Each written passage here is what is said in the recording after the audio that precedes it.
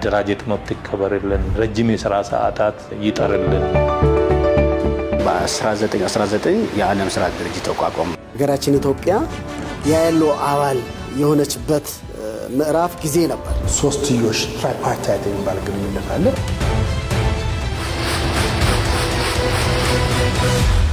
አዲስ አበባ ከተማ የኢንዱስትሪ ማዕከል ተብላ የምትታወቅ ነች። የዚህ ዘርፍ ደግሞ አንኳር ስራው የአሰሪና ሰራተኛ ጉዳይ አዋጅን ማስፈጸም ነው።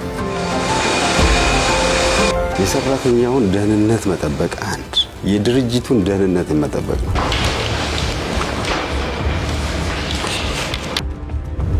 እያንዳንዱ የሥራ ክፍል በደንብ ሌብል ተደርጎ የተቀመጠበት ሁኔታ ነው ያለው።